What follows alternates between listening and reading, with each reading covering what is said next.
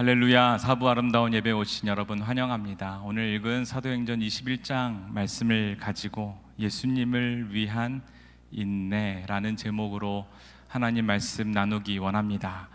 여러분, 2015년도에 있었던 일인데요, 충북 청주 출신의 해양 모험가 한 분, 선장 이름은 김승진 선장님이라고 하는 분이 화면에 있는데요, 이분이 세계 최초로 무동력 요트로 세계 일주를 바닷길로만 지구를 한 바퀴 돌아서 큰 화제가 되었습니다. 국내 최초로 단독 무원조 무동력 요트로 세계 일주에 성공했기 때문이었습니다. 2014년 10월 당진 외목항을 출발해서 2015년 5월 16일에 다시 외목항으로 귀향하게 되는데, 그 자리에서 기자회견을 갖게 되었습니다. 그 기자회견의 내용을 좀 간추려 보면 이렇습니다. 209일 동안 바다에는 항상 바람이 있었다고 합니다. 단 하루도 빠짐없이 바람이 불었다고 이야기를 했습니다. 그것이 마치 이 선장의 인생과도 같았다. 어떤 때는 7m가 넘는 파도가 너무 이렇게 몰려와서 요트가 뒤집혀질 것 같은 이 죽을 고비를 넘겼던 적도 있었지만, 진짜 위기가 있었는데 그것은 파도가 잦아들고 잔잔해졌을 때 위기가 찾아왔다고 기자회견을 했습니다. 무료함에 깜짝 졸았더니 상어가 나타나서 위협을 할 때가 있었고, 또한 해적이 나타나서 아무것도 가진 것이 없는데 이렇게 찾아왔을 때 잘 이야기해서 얼마나 가슴 졸이고 설득하는 일들을 했는지 모른다, 이런 이야기들을 기자회견에서 했습니다. 실제 있었던 이야기지만 사실 우리의 신앙생활, 우리의 인생이 이와 같다고 생각합니다. 아무리 큰 어려움들이 있더라도 우리가 정신을 차리고 대비하면은 그 모든 어려움들을 이겨낼 만한 지혜도 생기고 용기도 생길 텐데, 갑자기 우리가 긴장을 놓고 있을 때 예상치 못한 곳에서 일이 벌어지면은 그것이 더 큰 우리에게 타격을 줄 때가 있는 것을 여러분 경험했을 것입니다. 이것이 우리의 인생이고 또한 우리 교회들의 역사입니다. 오늘 본문은 우리 사도 바울이 1차, 2차, 3차 전도 여행을 딱 마치고 예루살렘 교회로 돌아온 상황입니다. 귀환하면서 바울은 여러 가지 여행 내내 어려운 일들이 많았잖아요. 복음을 전할 때 어떤 핍박이 있을지 16장에 보면은 그렇잖아요.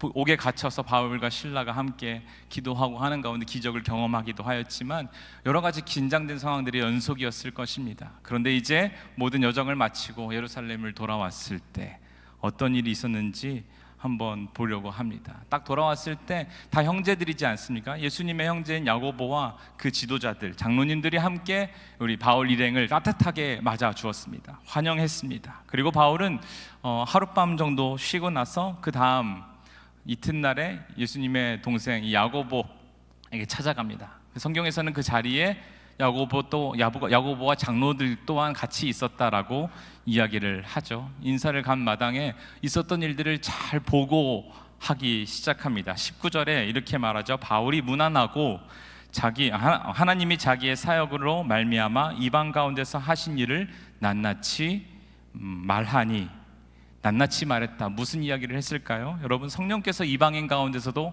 역사하셨다 라는 것입니다. 더 자세히 말해서 유대인뿐만 아니라 이방인들도 하나님이 아브라함에게 하셨던 약속들이 유대인뿐만 아니라 이방인들에게도 유효한 약속이구나, 내가 그걸 분명히 확인했습니다.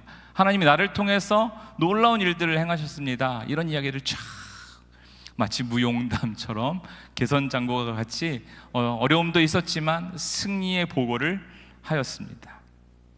이 보고를 듣고 20절에 야고보와 함께한 장로들이 하나님께 영광을 돌렸다라고 이야기합니다. 여기까지만 딱 보면 너무나 아름답지 않습니까? 그래요, 수고했습니다, 바울 쉬십시오, 필요한 모든 것을 주겠습니다라고 딱 하면 아름답게 마무리됐을 텐데 긴장이 시작됩니다.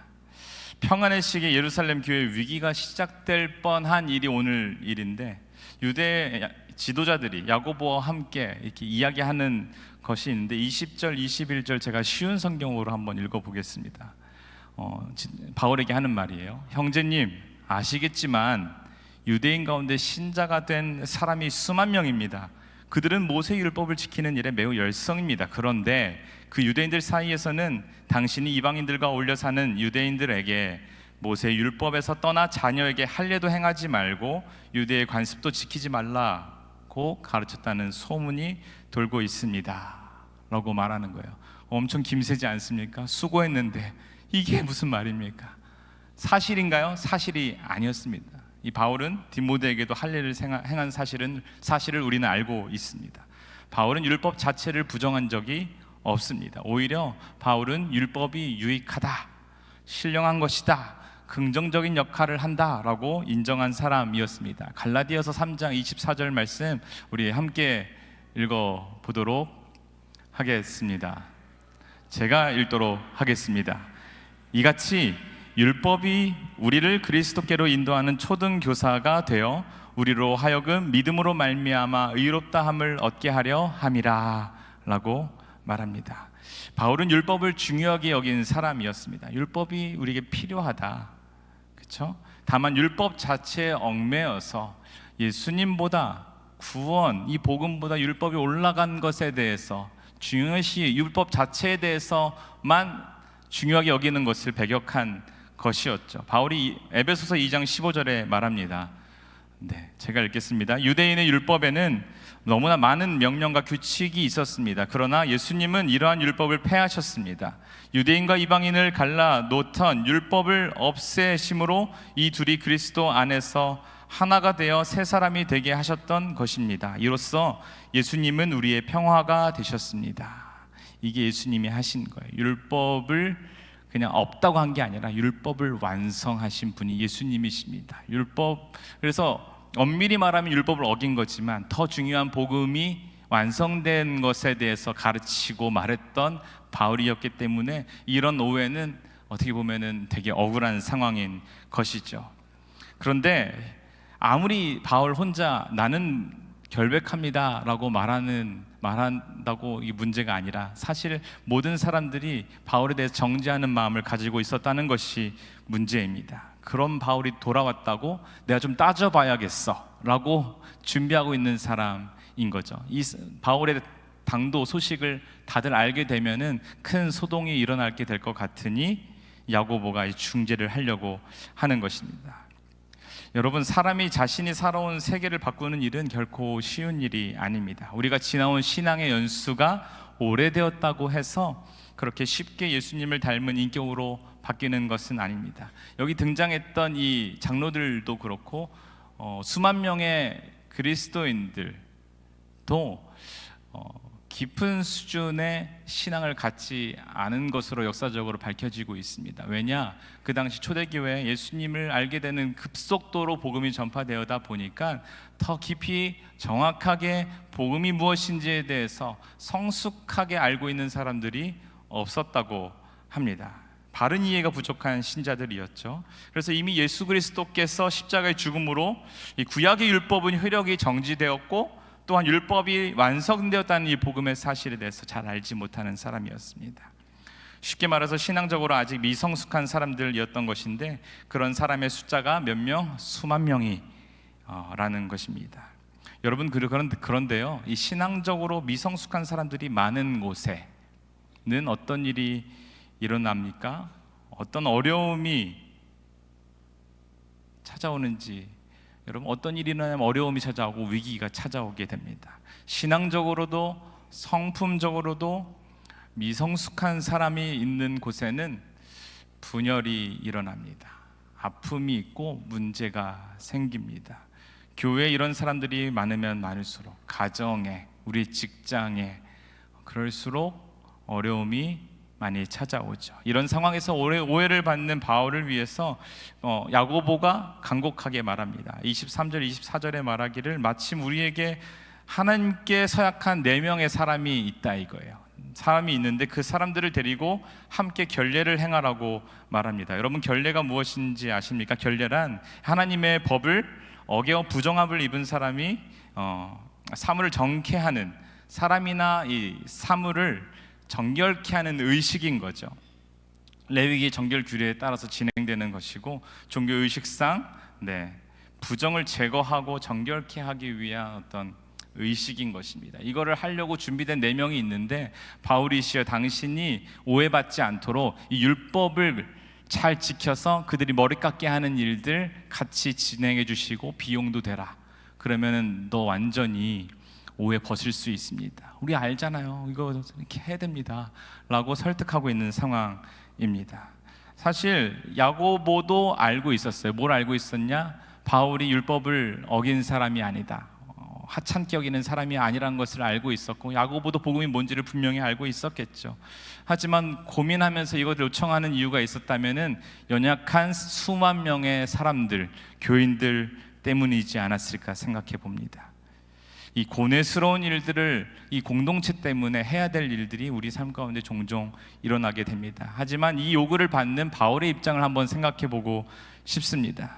자신이 생명처럼 여기는 것이 있었다면 바울이 그토록 1차, 2차, 3차에 걸쳐서 얘기한 것, 율법 안에 갇혀 계신 분이 예수님이 아니라 구원자 되신 예수님은 율법을 완성시키신 분이시고 믿음으로 구원을 얻는다. 이신득의, 믿음으로 말미암아 의롭다 하고 함을 얻게 된다라는 이 것에 대해서 어떻게 보면 이 요구를 들어줌으로 말미암아 약간은 충돌되는 지점이 있을 수 있어요. 제자들에게 말하겠죠.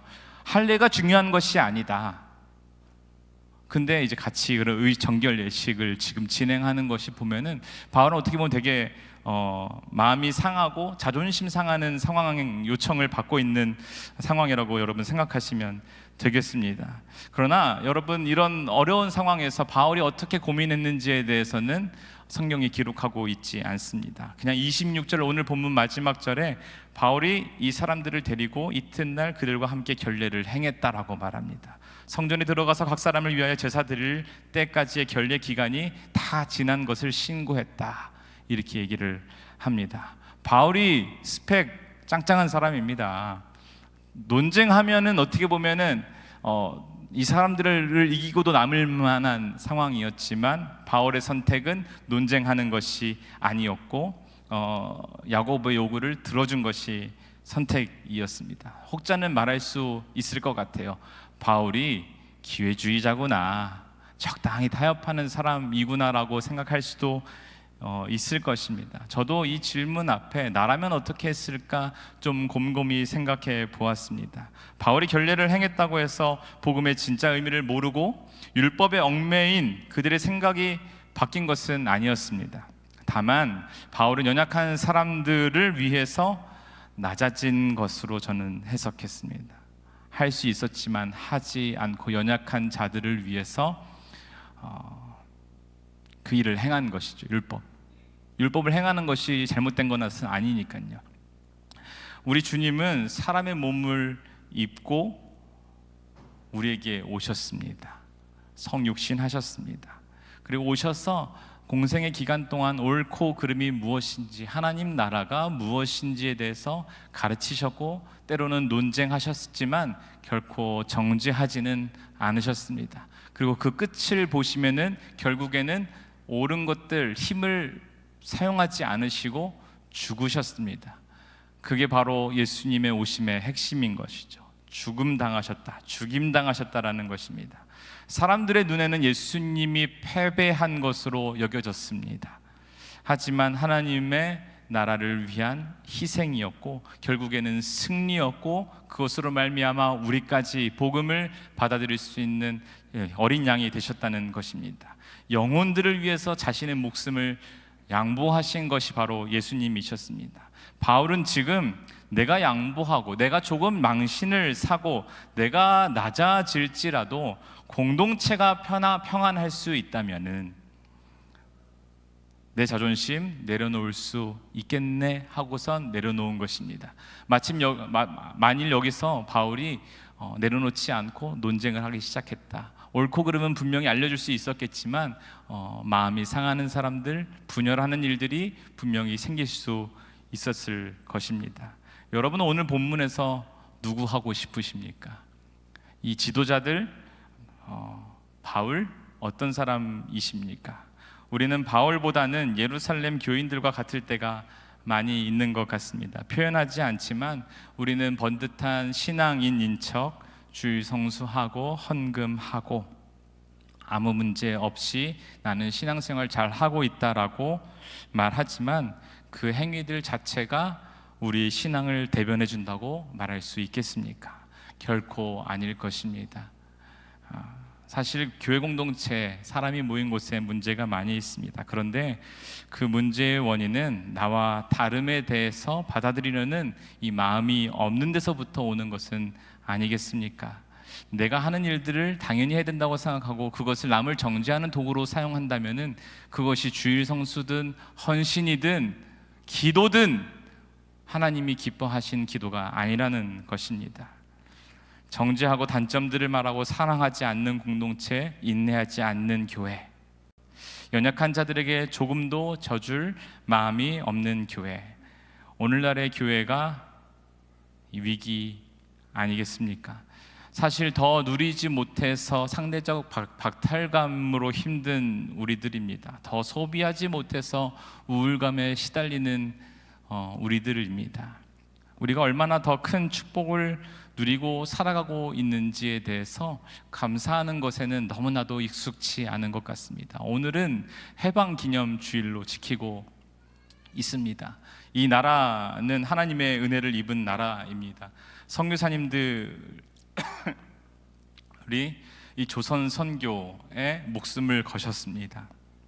대한민국은 하나님께서 세우신 나라가 맞습니다. 여러분 아시는 분들은 아시겠지만 대한민국 재헌국회 임시의장을 맡았던 이승만 박사가 첫 개원을 선포하면서 이렇게 말했습니다. 대한민국 독립민주국회가 열리게 된 일을 하나님께 감사해야 합니다 라고 말하면서 이 감리교 출신의 목사 출신인 이윤영 의원이 기도를 합니다. 타 의원들 모여서 국회에서 모인 자리입니다. 하나님은 오랜 시일 동안 이 민족의 고통과 호소를 들으시사 정의의 칼을 빼 일제 폭력을 굽히셨습니다. 하나님은 이제 세계 만방의 양심을 움직이시고 또한 우리 민족의 염원을 들으셨습니다. 이 기쁜 역사적 환희의 날을 이 시간 우리에게 오게 하심은 하나님의 섭리가 세계 만방에 드러난 것으로 믿습니다. 이것이 대한민국 공문서 제1호에 기록된 이 국회 속기록에 기록되어 있습니다. 여러분, 이 나라는 하나님의 나라입니다. 우리가 안정적으로 살아가고 있고 비록 우리가 지금 전쟁과 여러 가지 기후 변화로 인해서 어려움이 있지만 평화의 시대를 살아가고 있습니다. 하지만 서두에서 제가 말씀드렸던 이 김승진 선장의 이 말대로 파도가 없을 때 평화의 시기가 오히려 위기의 시간이었던 것을 우리가 되돌이켜 볼 때 여러분 우리의 삶 가운데 평안할 때 오히려 위기임을 여러분 깨달으시기 바랍니다. 가정이 평안하다고 안심하면 안 되리라 믿습니다. 우리 교회가 편안하게 예배드리고 있구나 참 감사하다로 끝나는 것이 아니라 우리를 무너뜨리는 우리 안에 있는 죄성들은 없을까? 내가 어떻게 하나님을 위하여 더 낮아져야 될까? 에 대해서 고민해야 할 시기가 아닐까 생각해 봅니다. 여러분, 어떤 신학자가 이런 말을 했습니다. 교회는 선교함으로써 교회가 되어간다라고 말입니다. 여러분, 선교한다는 것은 어떤 선교사님이 이렇게 말하시더라고요. 함께 살아가는 거라고. 아프리카 가서 우리보다 후진국이다, 뭔가 수혜를 입게 해주기 위해서라는 생각 말고 그들과 같이 되는 것, 인카네이션, 성육신하는 거죠. 예수님이 왕의 모습, 하나님을 보좌를 내려놓고 우리와 같이 되신 것처럼 우리가 누군가와 같이 되어주는 것, 나와 다름에 대해서 인정해 주는 것, 사랑으로 품어줄 수 있는 것. 사실 여러분, 이게 선교라고 말하는데, 이 교회라고 말하는데 이웃 목장까지 갈 것도 없습니다. 우리가 낮아지는 것이 참 어렵습니다. 아내의 간곡한 말에도 저는 잘 들어주지 않습니다. 의도는 아닌데 잘 안 할 때가 있고요. 아빠 놀아줘라고 말하는 아들의 말에도 한 적어도 30분 정도는 아기처럼 같이 막 놀아주고 싶은데 그대로 잘 못 해주는 것 같아요. 그와 같이 돼주는 것, 가족에서도 못하는데 우리가 말로는 일 한 번, 두 번 정도는 이웃과 같이 그들의 어려움에 대해서 진심으로 공감하는 것들을 시도는 할 수 있겠지만 잘 못하고 있는 것이 부끄러운 우리의 모습은 아니겠습니까? 여러분, 주변의 사람들을 정죄하고 판단하고 그런 일들을 그치시기 바랍니다. 하고 싶은 말 다 하는 것이 용기라고 말하는 시대입니다. 물론 부당한 일들에 대해서 용기 있게 말하는 사람은 필요합니다. 하지만 하고 싶은 얘기들, 그냥 더 내가 갖지 못해서 아무 말이나 다 하고 있는 세상 속에서 우리는 하고 싶은 말들을 참아내는 것이 예수님의 정신을 가진 그리스도인들이 품어야 할 마음인 줄 믿습니다.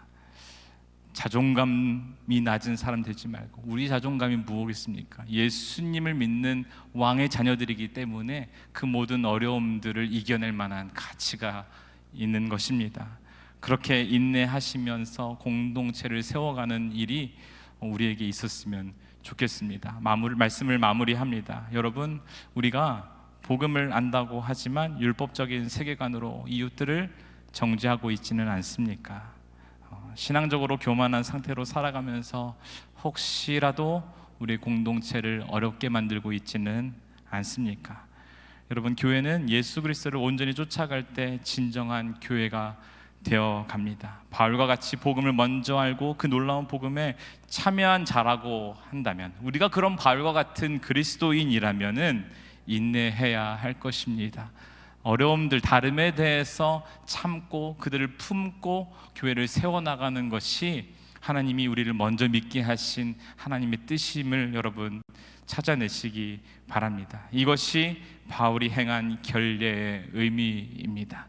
율법이 다가 아니지만 율법을 행해야만 한다면, 내가 어딘가에 가야 한다면, 제 경험에 이런 일이 있었습니다. 선교를 갔는데 베트남 오지에 들어갔는데 마을에서 이렇게 춤을 추다가 술을 이렇게 같이 먹는 거래요. 그래서 이제 제가 그때 청년부 리더였는데 이걸 제가 1번 타자여서 주길래 막 이렇게 보다가 목사님이 먹어도 돼 약간 사인을 보내서 먹었는데, 마치 이런 상황이 아니겠습니까? 술 먹냐 안 먹냐가 구원이랑 관계가 있어요, 없어요? 없어요. 그들과 같이 될 수 있다면은 그거 하나 하는 것이 큰 문제가 아닐 텐데, 우리 너무나 사소한 것에 목매면서 살아가고 있는 건 아닌지, 아니면 반대로 율법 자체 아무것도 필요 없다라고 하면서 하찮게 여기며 살아가고 있는 것은 아닌지, 그렇게 여러분 인내하며 공동체를 세워가는 저와 여러분 되시기를 주님의 이름으로 축원합니다.